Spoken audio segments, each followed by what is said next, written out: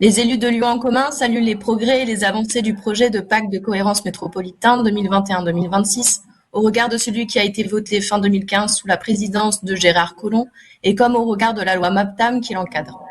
Comme vous l'avez rappelé, Madame la maire, les maires d'arrondissement sont désormais conviés à la conférence métropolitaine des maires, composée des maires des 59 communes de la métropole et des 9 maires d'arrondissement de la ville de Lyon. C'est dans le cadre de cette conférence métropolitaine des maires que s'élabore le présent projet du pacte de cohérence métropolitain, objet de l'avis de ce jour.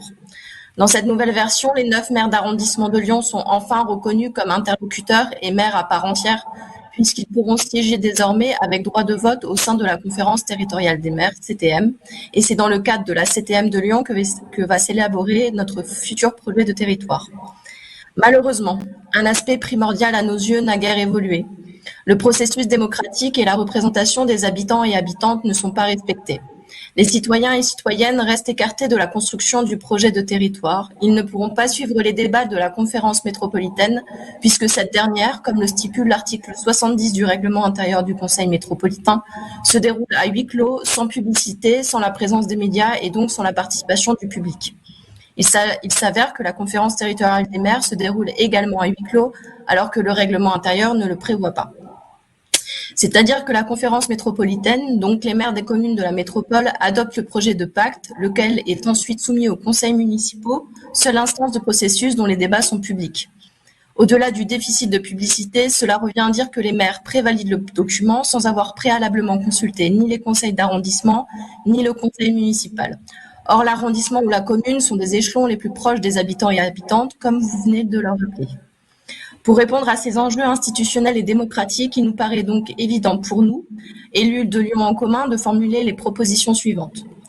Donc, au niveau de l'arrondissement, donner à chaque arrondissement les moyens de débattre de ces sujets, le projet de territoire et le financement des opérations d'aménagement du domaine public. En effet, un volet financier est adossé au pacte de cohérence métropolitain, dont un financement d'opérations d'aménagement du domaine public, vous l'avez rappelé, en proximité via FIC et PROX, sachant que FIC est une enveloppe allouée à l'échelle de l'arrondissement et la PROX est allouée à l'échelle de la CTM, ici la CTM de Lyon. Aussi, nous souhaitons que les conseillers d'arrondissement soient saisis préalablement à toute décision des sujets qui relèvent de la compétence de notre territoire. Nous proposons alors une modification du règlement intérieur de notre conseil d'arrondissement, voté en décembre 2020, afin que ce dernier soit consulté avant la conférence territoriale des maires. Au niveau de la ville de Lyon, lors du prochain conseil d'arrondissement, nous déposerons un projet de délibération portant modification de notre règlement intérieur pour rendre possible cette volonté. Au niveau de la ville de Lyon, la modification du règlement intérieur du conseil municipal, à savoir que la conférence des maires d'arrondissement est saisie par le maire de Lyon lors que lui-même est saisi pour avis dans le cadre de la conférence métropolitaine.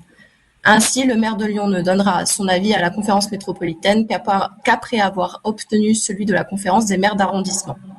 Et que la conférence des maires d'arrondissement est saisie pour avis par le maire de Lyon, préalablement à toute décision relevant de la compétence de la conférence territoriale des maires, CTM de Lyon.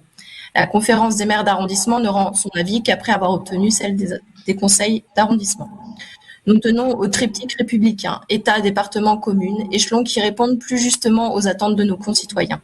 Il nous semble ainsi que ces propositions sont en totale adéquation avec les valeurs de démocratie que nous partageons au sein de la majorité, tant au niveau des arrondissements que de la ville de Lyon. Les élus du groupe Lyon en commun émettent donc un avis favorable au projet de pacte de cohérence métropolitain sous réserve des modifications. Le groupe Lyon en commun déposera une motion au conseil municipal du 22 février afin de renforcer le rôle des maires d'arrondissement et des conseils municipaux.